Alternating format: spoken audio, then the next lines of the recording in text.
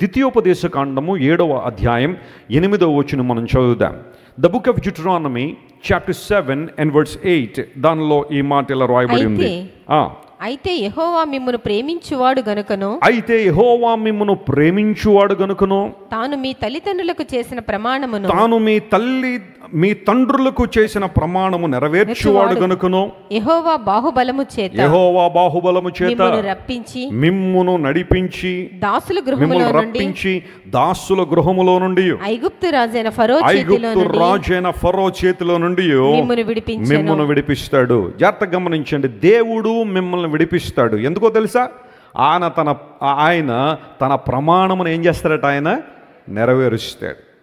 ప్రమాణం చేశాడంట దేవుడు, ఆ ప్రమాణాన్ని దేవుడు ఏం చేస్తాడు? నెరవేరుస్తాడు. బహుశా చాలామంది ప్రమాణాలు ఇస్తూ ఉంటారు, లేదా ప్రామిస్లు ఇస్తూ ఉంటారు. అవి నెరవేరుస్తారో లేదో తర్వాత సంగతి. కానీ దేవుడు మాట ఇచ్చాడు అంటే, ప్రమాణం చేశాడు అంటే, ఆ ప్రమాణాన్ని దేవుడు ఏం చేస్తాడు చెప్పండి? నెరవేరుస్తాడు. ఏంటా ప్రమాణము అని ఆలోచన చేస్తే, నేను దాసుల గృహములో నుండి ఐగుప్తు రాజైన ఫరో చేతిలో నుండి మిమ్మల్ని ఏం చేశాను? ఆయన విడిపిస్తానని వాగ్దానం చేశాడు. దేవుడు విడిపించాడు అని అక్కడ స్పష్టమైన మాట మనం చూస్తున్నాం. డ్యూటరానమీ అనే మాట బైబిల్లో మనం చూస్తూ ఉంటే ధర్మశాస్త్రాన్ని రిపీట్ చేశాడు మోషే గారు. గతించిన దినాల్లో జరిగిన సంఘటనలన్నీ మళ్ళా వివరిస్తూ, మీరు స్వాధీనపరచుకొనబోయే దేశంలో మీరు ఎలా ఉండాలి, ఎలా ఉండకూడదు అనే విషయాలు చాలా క్లియర్గా ఆ నూతన తరానికి మోషే గారు ఎక్స్ప్లెయిన్ చేశారు. ఆ ప్రక్రియలో అంటున్నాడు, దేవుడు మీ పితరులకు వాగ్దానం చేశాడు, ప్రమాణం చేశాడు. ఏమన్నా తెలుసా?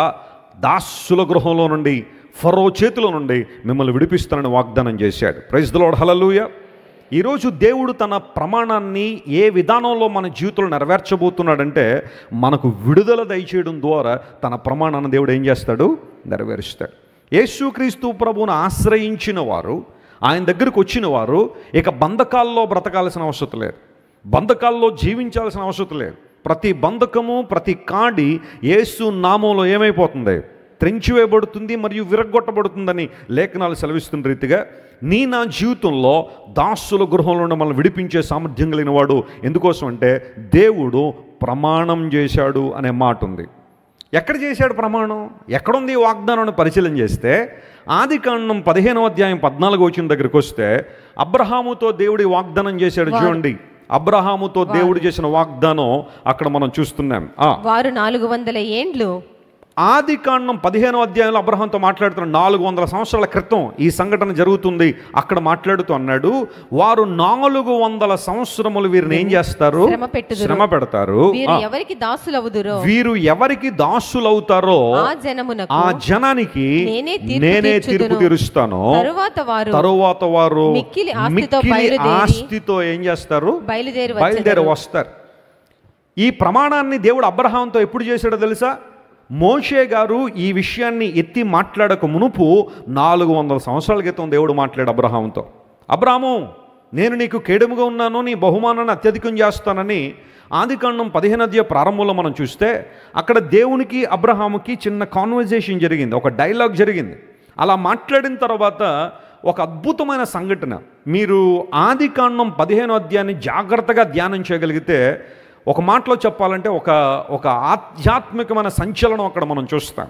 దేవుడు అబ్రహాముతో మాట్లాడిన విషయాన్ని అక్కడ చూస్తాం. అబ్రహాము గాఢ నిద్ర కలిగి ఉన్నప్పుడు దేవుడు అబ్రహాముతో మాట్లాడుతున్న మాట, అబ్రహామా, నీ సంతానం వారు ఒక దేశంలో 400 సంవత్సరాలు బానిసలుగా ఉంటారు. వారిని ఎవరైతే బానిసలుగా చేసేసుకున్నారో ఆ జనానికి నేను తీర్పు తీరుస్తాను. ఆ తీర్పు తీర్చిన తర్వాత వారు మిక్కిలి ఆస్తితో బయలుదేరి వస్తారు. This is my promise. This is the prophecy that God has given to Abraham. అబ్రహాముకు దేవుడిచ్చిన ప్రవచనం అనండి లేదా వాగ్దానం అనండి, 400 సంవత్సరాలు అయిపోయిన తర్వాత నేను వారికి విడుదల ఇస్తాను. అది అబ్రహాము గాఢ నిద్రలో ఉన్నప్పుడు దేవుడు మాట్లాడు అబ్రహాముతో. అప్పుడే ఎందుకు మాట్లాడాలి? ఇలాంటివన్నీ ధ్యానం చేయాలంటే మరొకసారి ఎప్పుడైనా ఆదికాండం 15వ అధ్యాయం ధ్యానం చేత గాఢ నిద్రలోనే ఎందుకు చెప్పాలి ఈ విషయం? మరి తెలిసిన ఆ విషయం గాఢ నిద్రలో ఉన్న ఆయనకి ఎలా తెలుస్తుంది అని ప్రశ్నించుకుంటే చాలా మంచి రీజన్స్ దాని వెనకాల ఉన్నాయి. అయితే ఇక్కడ జరిగిన విషయాన్ని జాగ్రత్తగా గమనిద్దాం. ఈ విషయాన్ని మోషే గారు ప్రస్తావిస్తూ, మీ పితరులకు దేవుడు ప్రమాణం చేశాడు. పితరులు అనగా పేట్రియాక్స్ అనే మాట, మూల పితరులు. బైబిల్ గ్రంథంలో 3 ప్రాముఖ్యమైన మూల పితరులు ఉన్నారు. ఎవరు చెప్పండి వాళ్ళు? అబ్రహాము, ఇస్సాకు, యాకోబు. ఆ ముగ్గురిని కూడా పేట్రియార్క్స్ అని పిలుస్తారు, మూలపితరులని. దేవుడు మీ పితరులకు వాగ్దానం చేశాడు 400 సంవత్సరాల తర్వాత మిమ్మల్ని విడిపిస్తానని. ఎగ్జాక్ట్గా దేవుడు చెప్పినట్టుగానే ఆయన సమయం రాగానే మిమ్మల్ని అందరినీ దేవుడు ఏం చేశాడు? దాస్య గృహంలోంచి మిమ్మల్ని విడిపించాడు అనే మాట అక్కడ వాడాడు. దాస్య గృహం అనే మాటకు కొన్ని ట్రాన్స్లేషన్లో, ఇంగ్లీష్ ట్రాన్స్లేషన్లో కొన్ని పదాలు నేను చూశాను. ఒక ట్రాన్స్లేషన్లో ఏముందంటే హౌస్ ఆఫ్ బాండేజ్ అనే మాట వాడారు. దాస్య గృహము, బంధకాల చేత బంధించబడిన ఇల్లు అనే ఒక ట్రాన్స్లేషన్లో. మరొక ఆయన ఏమన్నాడంటే ఎ ల్యాండ్ ఆఫ్ స్లావరీ, బానిసత్వపు నేల లేదా బానిసత్వపు దేశము అనే మాట వాడాడు. మరొక ఆయన ఏమన్నాడంటే a place of slavery, house of bondmen అనే పదాలన్నీ కూడా దాస్య గృహానికి వాడబడ్డాయి. దాస్య గృహంలో ఉన్న మనలను దేవుడు విడిపించడానికి ఆయన ప్రమాణం చేశాడట. ఆ ప్రమాణాన్ని ఏం చేస్తాడు? ఆయన నెరవేర్చాడు. ఇప్పుడు సూటి ప్రశ్న అడుగుతున్నాను. ఒక వ్యక్తి యేసు ప్రభు దగ్గరికి విశ్వాసంతో కనుక వస్తే ఆ వ్యక్తి మరలా బంధకాల్లో ఉంటాడా? ఖచ్చితంగా ఉండడు. ఎందుకోసం తెలుసా? దేవుడు ఆ బంధకాలను ఏం చేశాడు? ఆయన తెంచేశాడు. కొంతమంది విషయాల్లో అపవాది లాంటి అపోహలు పెడుతూ ఉంటాడు. అదేనంటే నువ్వు బాప్తిజం తీసుకుంటే లేదా యేసు ప్రభువుని నమ్ముకుంటే నువ్వు మరలా ఈ వ్యసనాల్లో పడిపోతావేమో, లేదా మరలా ఈ పాపంలో పడిపోతావేమో, లేదా మరలా ఈ తప్పులో పడిపోతావేమోనన్న అపోహ కొంతమందిలో తీసుకొచ్చినప్పుడు కొంతమంది రక్షణ పొందకుండా దేవునికి దూరంగా బ్రతికే వాళ్ళు చాలామంది ఉంటారు. అయితే బైబిల్ సెలవిస్తూ ఉంది, పాపము మనిషిని శోధించదా అంటే శోధిస్తుంది, కానీ దేవుడు ఆ శోధన జయించగలిగే శక్తిని పరిశుద్ధాత్మ ద్వారా దేవుడు మనకిస్తాడు. హల్లెలూయా. ఆ టెంప్టేషన్ని లేదా ఆ ట్రయల్స్ని, ఆ నిందలను, అవమానాలను జయించగలిగే కృప దేవుని నుండి విస్తారంగా మనం పొందుకుంటాం. కాబట్టి శ్రమలు మనల్ని వెనుకలాగాలని ప్రయత్నం చేస్తున్నా, శోధనలు మనల్ని పడగొట్టాలని ప్రయత్నం చేస్తున్నా, అపవిత్రాత్మ శక్తులు, దురాత్మ శక్తులు ఎంతగా మన విశ్వాస జీవితాన్ని చల్లార్చాలని ప్రయత్నం చేస్తున్నా దేవుని శక్తి మనకు అపరిమితంగా అందుతుంది. కాబట్టి వాటి మీద మనం ఏం పొందుతాం అన్నమాట? జయం పొందుతాం. క్రీస్తు ప్రభువుని గురించి నిర్ణయం తీసుకోవడం నువ్వు ఎప్పుడు కూడా సందేహించాల్సిన పని లేదు, సంశయించాల్సిన పని లేదు. నేను ఉంటానో లేదో అనడానికి లేదు. నువ్వు ఉండడానికి దేవుడు నీకు ఏం చేస్తాడు? ఆయన సహాయం చేస్తాడు. ఆయన ఆపత్కాలములో దేవుడు నమ్ముకునదగిన. ఆపద అనగానే ఐసీయూ బెడ్ మీదే అనుకుంటాం మనం కదా. ఐసీయూ బెడ్ మీద దేవుడు సహాయం చేస్తాడేమో, లేదంటే ఓ 10 కోట్ల అప్పులు పాలైపోతేనే సహాయం చేస్తాడు. No my friends, since God is our help, he is Ebenezer. ఆయన మనకు ఎబినేజర్గా ఉంటే కేవలం రోగాల నుండో అప్పుల బాధ నుండి కాదు, నువ్వు ఎదుర్కొంటున్న ప్రతి సంఘర్షణ నుండి ప్రభు నీకు ఏం చేస్తాడు? విడుదలిస్తాడు. ఏ దాస్య గృహంలో ఉండిపోయావు? ఏ ప్లేస్ ఆఫ్ స్లావరీలో ఇంకా ఉండిపోయావు? ఏ ల్యాండ్ ఆఫ్ బాండేజ్లో నువ్వు ఉన్నావు? ఏ దాస్య గృహంలో ఇంకా నువ్వు బంధించబడి ఉన్నావు? విడుదల కోసం అక్కడికి ఇక్కడికి పరిగెడుతున్నావు, కానీ విడుదల రావట్లేదే. ఒక త్రాగుబోతనం కావచ్చు, ఒక జూదం కావచ్చు, ఒక పోర్నోగ్రఫీ చూడడం కావచ్చు ఫోన్లలో, లేకపోతే అబద్ధాలు కావచ్చు, మోసం కావచ్చు, కామాతృత కావచ్చు, దురాశలు కావచ్చు, దొంగతనాలు కావచ్చు, దోపిడీతనం కావచ్చు, అన్యాయం కావచ్చు, అక్రమం కావచ్చు, మరొకటి కావచ్చు. ఏ దాస్య గృహంలోనూ ఉండిపోయావు? దేవుడు మాట్లాడుతున్నాడు ఈరోజు. నీకు విడుదల కావాలా? విడుదల పొందాలని ఆశపడుతున్నావా? లోకం ఎప్పుడు నీకు విడుదల ఇవ్వదు. లోకం ఎప్పుడూ కూడా నీకు విడుదల ఇవ్వడానికి ప్రయత్నం కూడా చేయదు. కానీ యేసు ప్రభు ఈ లోకానికి వచ్చి నీకోసం సిలువలో ఎందుకు మరణించారో తెలుసా? ఆయన తన రక్తాన్ని ఎందుకు నీకోసం కార్చారో తెలుసా? నిన్ను నన్ను పాప బంధకాల నుంచి ఏం చేయాలనే? విడుదల చేయాలనే యేసు ప్రభు ఆశించారు. యూజువల్గా సర్కస్లో కొన్ని రకాల జంతువులను ఆడిస్తూ ఉంటారు. ఆ సర్కస్లో ఒక మాస్టర్ ఉంటాడు. అతను వచ్చిన తర్వాత పులులను తీసుకొస్తాడు, సింహాలను తీసుకొస్తాడు, ఎలుగుబంటులను తీసుకొస్తాడు, పెద్ద పెద్ద ఏనుగులను తీసుకొస్తాడు. ఆయన ఏం చెప్తే అవి వింటూ ఉంటాయి. ఆలోచన చేస్తే అవన్నీ కూడా వాస్తవానికి వైల్డ్ యానిమల్స్. యానిమల్స్లో 2 రకాలు కదా. ఒకటి డొమెస్టిక్ యానిమల్స్, సాధు జంతువులు, మన కళ్ళ ముందు తిరిగే జంతువులన్నీ, మనకు హాని చేయని జంతువులన్నీ కూడా డొమెస్టిక్ యానిమల్స్. వైల్డ్ యానిమల్స్ కొన్ని ఉంటాయి, మనల్ని చూడగానే మీద పడిపోయే ఆ యానిమల్స్ కొన్ని ఉంటాయి. పులి కావచ్చు, సింహం కావచ్చు, ఎలుగుబంటి కావచ్చు, తోడేలు కావచ్చు, ఇంకా రకరకాలవన్నీ కూడా వైల్డ్ యానిమల్స్. ఈ వైల్డ్ యానిమల్స్ని ఎలా టేమ్ చేశాడు ఆయన? ఎలా సాధుబరి చేశాడు? అతను చెప్పినట్టుగా ఎలా ఆడుతున్నాయి? పరిస్థితి ఏంటంటే జాగ్రత్తగా గమనించడం, ఒక ఏనుగును కానీ లేదా ఒక సింహాన్ని కానీ పట్టుకోవాలంటే వాటిని పట్టుకోవడానికి వాళ్ళకు ఒక ట్రిక్ ఉంటుంది. అదేంటంటే అరణ్యంలో సింహపు జాడ, పులి జాడ, ఏనుగు జాడ ఇక్కడ ఉందని తెలుసుకున్నప్పుడు ఒక పెద్ద గోతిని తవ్వుతారు. ఆ గోయి తవ్విన తర్వాత దాని మీద వెదురు కర్రలతో ఒక జల్లెడ అల్లి ఆ వెదురు కర్రల ఆ జల్లెడని తీసుకొచ్చి ఆ గోయి మీద పెడతారు, ఆ గోతి మీద పెడతారు. పెట్టిన తర్వాత సింహానికి, పులికి లేదా ఏనుగుకి చాలా ఇష్టమైన ఆహారం ఏదైతే ఉంటుందో దాన్ని తీసుకొచ్చి ఆ వెదురు కర్రల మీద పెడతారు. వెరీ డెలికేట్ రూఫ్ అనమాట అది. దాని మీద పెట్టిన తర్వాత వీళ్ళు వెళ్ళి చెట్ల మీద దాక్కుంటారు. ఈ లోపల సింహం అటుగా పోతూ ఉంటుంది. దానికి ఇష్టమైన ఆహారం కనబడేసరికి క్రింద ఒక ట్రాప్ ఉందని దానికి తెలియదు, ఒక ట్రెంచ్ ఉందని తెలియదు, ఒక గొయ్యి ఉందని దానికి తెలియక అమాంతంగా వెళ్ళి ఆ ఎర్ర తినాలని లేదా దానికి ఇష్టమైన ఆహారం తినాలని దాని మీద పడిపోతే ఆ వెదురు కర్రలన్నీ కూడా విరిగిపోయి ఆ సింహం లేదా ఆ జంతువు వెళ్ళి ఆ గోతులో పడిపోవాలి. ఇప్పుడు దాని ఆశ, దాని ధ్యాస దాన్ని ఉన్నదాన్ని తినాలని కాదు. ఎందుకంటే దానికి అర్థమైపోయింది నన్ను గోతులో పడేయడానికి ట్రాప్ వేశారని. ఇప్పుడు ఎవరు నన్ను విడుదల చేస్తారని చెప్పి చూస్తూ ఉంటే అప్పుడు దిగుతారు వీళ్ళందరూ, చెట్ల మీద దిగుతారు. దిగి హలో అనగానే అదల్లా తోక ఊపుతుంది. ఎందుకోసం తెలుసా?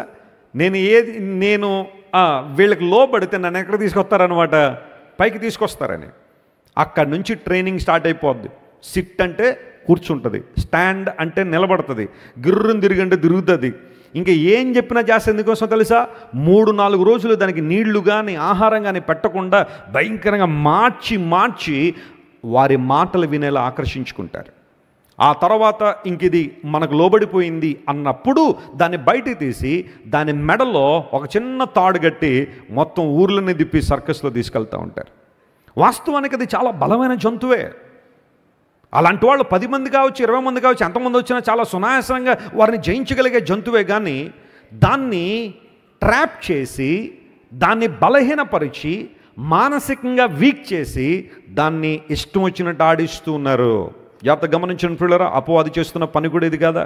నీకు ఏది ఇష్టమో, నీకు ఏది బాగా ఆశపడుతున్నావో, ఏది నీకు బాగా క్రేవింగ్ ఉంటుందో దాన్ని ఆశ చూపి అపవాది తన గోతులో నిన్ను వేసుకుని తన బానిసగా మార్చుకుని తన ప్రణాళికల కోసం, తన ఉద్దేశాల కోసం అపవాది నిన్ను వాడుకుంటున్నాడు. నీవు 2 చేతుల్లో వాడబడాలి. అయితే దేవుని చేతులన్న వాడబడాలి, లేదా సాతాను చేతులన్న వాడబడాలి.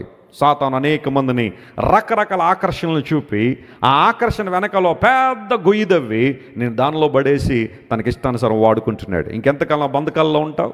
ఇంకెంతకాలం ఆ దాస్య గృహంలో ఉంటావు?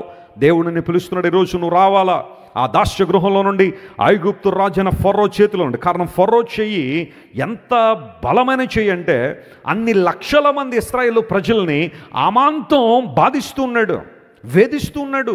ఎంతవరకు వేధించాడంటే ఇశ్రాయేలు ప్రజలకి తమ బ్రతుకుల మీద విసుగొచ్చేసిందట. మేము అనవసరంగా బ్రతుకుతున్నాం, చచ్చిపోతే బాగుండు, ఈ జీవితం మాకెందుకు అన్నంత స్థాయిలో ఫరో వారిని వేధించడం ప్రారంభించాడు. They were frustrated, depressed and disappointed, deeply grieved in their hearts. వారికున్న ఆ అప్రెషన్ని తట్టుకోలేక హృదయాల్లో బాధపడుతూ అయ్యో ఈ బ్రతుకులు మాకెందుకు, ఈ జీవితం మాకెందుకు అన్న ఆ సమయంలో దేవుడు తన పరిచారకుడైన మోషేని పంపించాడు విడుదలకర్తగా. దేవుని నామమున స్తోత్రం కలుగును గాక. ఈరోజు దేవుని బిడ్డ నమ్ము, యేసుక్రీస్తు ప్రభువారు ఎందుకు ఈ లోకానికి వచ్చారంటే నీ మతం మార్చడానికి రాలేదు ఆయన. చాలామంది ఈ రోజుల్లో మత మార్పిడి, మతాలు మారిపోతున్నాయి, మత ప్రచారం అనే గోల ఎక్కువైపోయింది. వాస్తవానికి యేసు ప్రభు మతాలు మార్చాలని అయితే ఈ లోకానికి రాలా. ఆయన ఉద్దేశం అది కాదు. ఎక్కడా కూడా బైబిల్లో నేను మీ మతం మార్చడానికి వచ్చానని యేసు ప్రభు చెప్పలేదు. మతం అనే మాట బైబిల్లో చాలా అరుదుగా కనబడదు. ఏదో 1-2 చోట్ల మతం అనే మాట వాడబడింది. అది కూడా దేవుని బిడ్డలు వాడింది కదా, ఎవరో బయట వాళ్ళు ఉపయోగించిన ఆ పదాన్ని ఉన్నదన్నట్టుగా అక్కడ రాశారు. కానీ క్రైస్తవ్యం మతం అయితే కాదు, మనందరినీ నిత్య జీవ మార్గంలో నడిపించాలని యేసు ప్రభు లోకానికి వచ్చారు. ఆ కారణాన్ని బట్టే I'm the way, the truth and the life. నేనే మార్గమును, చెప్పండి, నేనే సత్యమును, నేనే జీవమును అన్నాడు. కానీ నేనే మతాన్ని అని యేసుప్రభు ఎక్కడేం చెప్పారా? ఎక్కడ చెప్పలేదు. యేసుప్రభుకి ఇంటెన్షన్ నీ మతం మార్చడం కాదు, నీ బ్రతుకు మార్చాలని, నీకు నిజంగా విడుదల ఇవ్వాలని.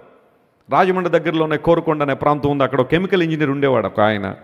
చాలా అద్భుతమైన జ్ఞానం కలిగినవాడు, చాలా చక్కని ఉద్యోగం సంపాదించాడు. కానీ అతను ఒక బానిసత్వంలోకి వెళ్ళిపోయాడు, ఒక ఐగుప్తు లాంటి దాస్య గృహంలోకి వెళ్ళిపోయాడు. అదేంటో తెలుసా? He was a chain smoker. సిగరెట్లు తాగుతూ ఉంటే ఒక్కదాన్ని వెంబడి ఇంకోటి వెలిగించేయాలి, గ్యాప్ రాకూడదన్నమాట. ఒక్కసారి అగ్గిపుల్ల వెలిగించడం లేదా లైటర్ వాడడం, ఇంకా అక్కడి నుంచి సిగరెట్ అయిపోతుంటేనే మరలా ఇంకో సిగరెట్ వెలిగించేసేవాడు. ఆ ఇల్లంతా కూడా ఎప్పుడు కూడా పొగ, సిగరెట్ పొగతో ఆ ఇల్లంతా నింపబడేది. ఇంట్లోకి వెళ్ళిన వాళ్ళందరూ దగ్గుతుండేవారు. తన భార్య పిల్లలు రోజు కాఫ్ చేయడమే. కారణం ఏంటంటే ఇక్కడ చాలామంది వైద్య శాస్త్రాన్ని అభ్యసించిన డాక్టర్లు ఉన్నారు. వాళ్ళు చెప్పే మాట ఏంటో తెలుసా? Passive smoking is more injurious than active smoking అంటారు. అంటే ఒక వ్యక్తి ఆ పొగ త్రాగి వదిలిపెట్టేస్తాడు చూసారా, ఆ పొగ పీల్చిన వాళ్ళకి ఇంకా ఎక్కువ హాని జరుగుద్దట. ఎందుకంటే పొగ ఒక హాని, అది నీలోనికి వెళ్ళి నీ ఆ పరిస్థితులన్నీ కూడా తిరిగి లోపల నుంచి బయటకు వస్తుంది కదా, అది ఇంకా హాని. ఆ ప్యాసివ్ స్మోకింగ్ మోర్ ఇంజురీస్. భార్య పిల్లలు భయంకరంగా వేదన పడుతున్నారు. నా భర్తను ఎవరు మారుస్తారన్న ఆలోచన. చేయని పూజలు లేవు, ఎక్కని కొండలు లేవు, చేయని నోములు లేవు, ఎన్నో కార్యక్రమాలు చేసింది నా భర్త మారాలని. కానీ భర్తలో మార్పు రాలేదు. ఒకసారి యేసు ప్రభు మాటలు విన్నాడు, జీవితాన్ని నిలబెట్టే మాటలు విన్నాడు, సత్య ప్రబోధనం విన్నాడు. బైబిల్లో దేవుని వాక్యానికి ఒక పదం వాడబడింది, ఏంటో తెలుసా? హితబోధ అన్నాడు బైబిల్లో. హితబోధ అంటే అర్థం ఏంటో తెలుసా? ఆరోగ్యవంతమైన బోధని, నీకు ఆరోగ్యాన్ని ఇచ్చే బోధ. ఆత్మ సంబంధంగాను, మానసికంగాను, శారీరకంగాను ఆరోగ్యాన్ని ఇచ్చే దేవుని మాటలు, మంచి మాటలు ఇవి. బైబిల్లో చెడ్డ మాటలు లేవు. మనుషుల్ని చెడ్డ విషయాల కోసం ప్రేరేపించే మాటలు బైబిల్లో లేవు. ఆ వ్యక్తి ఎప్పుడైతే దేవుని మాటలు విన్నాడో, వాస్తవాన్ని గుర్తించాడో, ఐగుప్తు దాస్య గృహం నుంచి బయటకు రావాలని ఆశించాడు. ప్రభు పాదాలు పట్టుకున్నాడు, ప్రభువు విడుదలిచ్చాడు.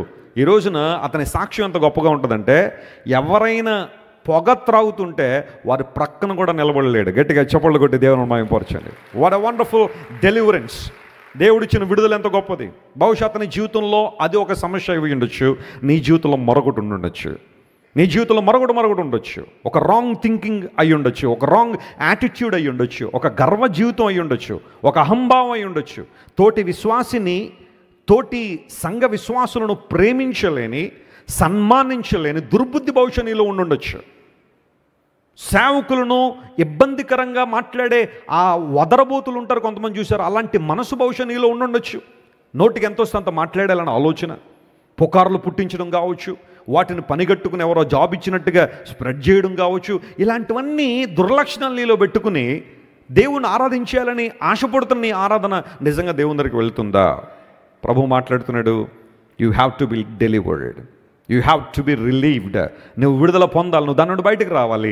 నేను ప్రమాణం చేశాను, నా దగ్గరకు వచ్చే ఏ ఒక్కరిని కూడా ఐగుప్తు దాస్య గృహంలో ఉండనివ్వనో, కనాన దేశంలో నడిపిస్తానని దేవుడు ప్రమాణం చేశాడు, ప్రమాణం నెరవేర్చాడు. దేవుని నామమున స్తోత్రం కలుగును గాక. హల్లెలూయా. ప్రమాణం చేసిన దేవుడు నెరవేర్చువాడని క్రీస్తు ప్రభువారు ఈ లోకానికి వచ్చి అదే చెప్పారు. చీకటిలో ఉన్న వారిని వెలుగులో నడిపించడానికి వచ్చాను, బంధకాల్లో ఉన్న వారిని విడుదల చేయడానికి వచ్చాను, గుడ్డివారి కన్నులు తెరవ చేయడానికి వచ్చాను అని యేసు ప్రభువారు తన ఆగమన సువార్తను ప్రకటించినప్పుడు అనేక మంది ఆయన దగ్గరికి వచ్చి ఆయన ప్రేమను అర్థం చేసుకుని బంధకాల నుంచి త్రెంచబడి దేవుని చిత్తాన్ని నెరవేర్చారు. అపోస్తలుడైన పౌలు మత సంకెళ్ళ చేత బంధించబడ్డాడు. యోధా మతమే గొప్ప మతం, యోధా జాతే చాలా గొప్ప జాతి. సూపర్ రేస్ అనే పదం మీరు ఎప్పుడైనా వినుంటారు, కొంతమంది వాడారు ప్రపంచంలో. సూపర్ రేస్ అని అంటే అన్ని జాతుల కన్నా ప్రపంచంలో మానవ జాతిలో ఉన్న అన్ని గుంపుల కన్నా మాది చాలా గొప్ప. Super race. అడాల్ఫ్ హిట్లర్ ఆ పదాన్ని ఎక్కువగా ప్రపంచాన్ని పరిచయం చేశాడు. జర్మనులే స్వచ్ఛమైన వారు, వారిలో ప్రవహించే రక్తమే ప్యూర్ బ్లడ్. ఇంకా ప్రపంచంలో జర్మనీ దేశానికి చెందినవాడు ఏ ఒక్కడు కూడా అతని బ్లడ్ ప్యూర్ కాదు, మందే ప్యూర్ బ్లడ్. కాబట్టి పాలన అంటే మనమే చేయాలి, అధికారం అంటే మన చేతిలో ఉండ, పవర్ అంటే మందే, ప్రపంచాన్నంతా మనం ఏలేయాలంతే అని అడాల్ఫ్ హిట్లర్ తన జీవితంలో సూపర్ రేస్ అనే పదాన్ని తీసుకొచ్చాడు. అనేక దేశాలకు తన సైన్యాన్ని పంపించి, most of them are young people, innocent young people అందరినీ కూడా 13, 14, 15, 16 సంవత్సరాలు ఉన్న యవనస్తులందరినీ కూడా తన విప్లవాత్మకమైన బోధలతో బ్రెయిన్ వాష్ చేసేసి, మన జర్మనీ దేశంలో ప్రవహించే రక్తమే స్వచ్ఛమైన రక్తం కాబట్టి మీరు వెళ్ళండి, కనబడిన వాళ్ళు కనబడి చంపేసేయండి, లేదా మనకు లోబడతానంటే ఆ దేశాన్ని ఆక్యుపై చేసేయండి అని అనేక మంది రెచ్చగొట్టి పంపించాడు. రెండో ప్రపంచ యుద్ధానికి కారకుడయ్యాడు అడాల్ఫ్ హిట్లర్. 5,90,00,000 మంది చచ్చిపోయారు. మన ఆఖరికి అంత వినాశనానికి కారణమైన అడాల్ఫ్ హిట్లర్ ఏమన్నా అనుభవించాడా, పోనీ ఏమన్నా సాధించాడంటే ఆఖరికి సూసైడ్ చేసుకుని చచ్చిపోయాడు. తుపాకీతో కాల్చుకుంటాడు, at the same time cyanide నోటు మీద పెట్టుకుంటాడు. ఈ రెండిట్లో ఏదో ఒక విధానంలో చచ్చిపోవాలి. బతికుంటే మాత్రం అమెరికా వాళ్ళు ఎప్పటిదాకా బతికి రోజు చెప్పేసేవారు అతన్ని. అందును బట్టి నేను ఎవరికి దొరకకూడదని చెప్పి సూసైడ్ చేసుకుని చచ్చిపోయాడు. ఆఖరికి ఏమి సాధించాడు? ఏమి సాధించలేకపోయాడు. జర్మనులదే స్వచ్ఛమైన జాతి అని పిలిచిన అడాల్ఫ్ హిట్లర్ చరిత్రలో గతించిపోయాడు. సూపర్ రేస్ అనే పదం తీసుకొచ్చాడు. బహుశా పౌలు గారిలో కూడా ఇదే ఆలోచన. యూదా మతమే గొప్పది, యూదా జాతి గొప్పదే, క్రైస్తవ్యం అభివృద్ధి పొందకూడదు, మొదటి శతాబ్దంలోనే క్రైస్తవ్యాన్ని సమాధి చేసేయాలా. I want to bury the Christianity even in the first century. 2వ శతాబ్దంలోనే ఏ ఒక్కరికి కూడా క్రైస్తవం అంటే ఏంటో తెలియకూడదన్న ఆలోచనతో పనిచేశాడు. కానీ డెమాస్కస్కి వెళ్తున్నప్పుడు దేవుని స్వరూప దర్శనాన్ని చూడగానే సౌలు పౌలుగా ఏమయ్యాడు? మార్పు చెందాడు. ఆ మత కట్లు ఏమైపోయినాయి? తెంచబడ్డాయి. ఇంకెంతకాలం మత కట్టుల్లో ఉంటావు తమ్ముడా? ఇంకెంతకాలం మత బంధకాల్లో బతుకుతావు? మా మతమే గొప్ప, మా మతమే గొప్ప అని ఎన్నిసార్లు ఇంకా ఆర్గ్యుమెంట్ చేస్తావు? ఒక్కసారి వెలుగులోనికి రా. యేసు ప్రభు దైవత్వాన్ని ఊహించు. యేసు ప్రభు దైవత్వాన్ని లేఖనాలు చదవడం ద్వారా తెలుసుకో. నాలో పాపం ఉన్నదని మీలో ఎవరైనా స్థాపించగలరని ప్రపంచంలో ఏ ఒక్కరైనా చెప్పారా? ఏ ఒక్కరైనా అంత సాహసం చేయగలిగారా? నాలో పాపం ఉన్నదని మీలో ఎవరైనా రుజువు చేయగలరని యేసు ప్రభు అంటే ఆనాడు సమాధానం చెప్పిన వాళ్ళు లేరు, ఈనాటికి సమాధానం చెప్పిన వాళ్ళు లేరు. ఈ మణిని ధరించవచ్చు కదా అంటే ఆ మణిని ధరించడానికి నాకు యోగ్యత లేదని ఒక ఆయన పక్కకు తప్పుకున్నాడు. నేను చరిత్రలోకి వెళ్తే ఇలాంటి చాలా విషయాలు ఉన్నాయి. ఐఎమ్ నాట్ వర్తీ అన్నాడు ఒక ఆయన. ఇలా ప్రపంచంలో చాలామంది పాపానికి బానిసలైన వారు కావచ్చు, లేదా మేము అనర్హులము అని ప్రకటించిన వారు చాలామంది ఉంటే యేసు ప్రభు నిలబడ్డారు సత్యం కోసం. ఆయన అన్నారు, నాలో పాపం ఉన్నది మీలో ఎవరైనా. Jesus claimed his eternal existence. యేసు ప్రభు ఆయన యొక్క నిత్యత్వాన్ని ఆయన క్లెయిమ్ చేసుకున్నాడు. అబ్రహాము కంటే ముందు ఉన్నానన్నాడు యేసయ్య. అది ఆయన దైవత్వానికి రుజువు. నా ప్రాణం పెట్టడానికి నాకేముంది? అధికారం ఉంది. తిరిగి తీసుకోవడానికి ఏముంది? అధికారం ఉందన్నాడు ఆయన. ఎవరైనా అన్నారు ఆ మాట ప్రపంచంలో? నా ప్రాణం పెట్టడానికి నాకు అధికారం ఉంది, తిరిగి తీసుకోవడానికి కూడా నాకు అధికారం ఉందని ఎవరైనా చెప్పిన వాళ్ళు ఉన్నారా? చెప్పినట్టు చేసిన వాళ్ళు ఎవరైనా ఉన్నారా? ప్రపంచంలో ఎవరు లేరు కదా. అందరూ సమాధులకే పరిమితం అయిపోయారు కదా. మహాసమాధులని పిలువబడుతున్న వాళ్ళు, మహాసమాధులను కట్టించుకున్న వాళ్ళు కూడా సమాధికే పరిమితం అయిపోయారు కదా. ఈరోజు చాలా పుణ్యక్షేత్రాలు సమాధులనే కదా చూసి వస్తున్నారు చాలామంది. యేసు ప్రభు మరణాన్ని జయించి తిరిగి లేచిన దేవుడు. ఆయన ఏమన్నాడు తెలుసా? దేవాలయాన్ని పడగొట్టండి, 3 రోజులు ఏం చేస్తానన్నాడు ఆయన? కట్టుదును అన్నాడా? మరొకళ్ళు ఎవరైనా కడతాడన్నాడు ఆయన. ఇప్పుడు జాగ్రత్తగా గమనించినది ఎవరి గురించి మాట్లాడారు ఆయన? ఒక అక్షరానుసారమైన దేవాలయం గురించి మాట్లాడారా, లేదా తన దేహాన్ని గురించి మాట్లాడే యేసయ్య? తన దేహం గురించే కదా. ఈ దేవాలయాన్ని పడగొట్టండి, 3 రోజుల్లో మరలా ఏం చేస్తానన్నాడు ఆయన? కడతాను. ఆయన సజీవుడు అనడానికి రుజువు ఏంటో తెలుసా? ఇప్పుడు చెప్పండి, దేవాలయం పడగొట్టడం అంటే చంపేయడం కదా. మరి చనిపోయిన వాడు మరలా తన దేవాలయం ఎలా కట్టుకుంటాడు ఆయన? How can we rebuild his temple when he is dead? యేసు ప్రభు సజీవుడని విషయాన్ని ఆయన చాలా క్లియర్గా చెప్పేశాడు అక్కడ. మీరు నా శరీరాన్ని పాడు చేయగలరేమో, లేదా నా శరీరాన్ని సిలువకు కొట్టి చంపగలరేమో, కానీ నేను నిత్యము జీవించువాడినే. గట్టిగా చప్పట్లు కొట్టి దేవుని మహిమపరచండి. అందును బట్టే ఈ దేవాలయాన్ని పడగొట్టండి. I will raise this temple. మరెవరో కడతారని అనలేదు, నేనే ఈ దేవాలయాన్ని నిలబడతానన్నాడు ఆయన. కారణం ఆయన సజీవుడు కాబట్టి ఆ పని చేయగలడు. ఎన్నో ఉదాహరణలు, ఎన్నో రుజువులు యేసు ప్రభు దైవత్వాన్ని. చాలామంది ఈ రోజుల్లో యేసు ప్రభు దైవత్వాన్ని ప్రశ్నిస్తున్న వాళ్ళు ఉన్నారు. జాగ్రత్త సుమా. యేసుప్రభు దేవుడు కాదు, ఆయన ప్రవక్త మాత్రమే. యేసుప్రభు దేవుడు కాదు, ఆయన కేవలం కుమారుడు మాత్రమే. యేసుప్రభు దేవుడు కాదు, ఆయన కేవలం మికాయేలు యేసుప్రభుగా వచ్చాడు మాత్రమే. యేసుప్రభు ఒక పరిచారకుడు మాత్రమే. యేసుప్రభు ఒక మహానుభావుడు మాత్రమే. చాలామంది అనుభవాల్లో ఉన్నారు. కానీ బైబిల్ నిర్ద్వందంగా సెలవిస్తున్న మాట, Jesus is God and he is worthy to be praised and honoured and worshipped. ఆయన ఆరాధించబడడానికి యోగ్యుడు ఆయన. తోమా పిలిచాడు యేసు ప్రభువును, మై గాడ్ మై లార్డ్, నా ప్రభువా నా దేవా అన్నాడు. యేసు ప్రభు దేవుడు కాకపోయిందంటే చెప్పండి బాబు, ఎందుకైనా నన్ను దేవుడు అని పిలుస్తున్నాను, దేవుడిని కాదు కదని చెప్పుండేవాడు ఆయన.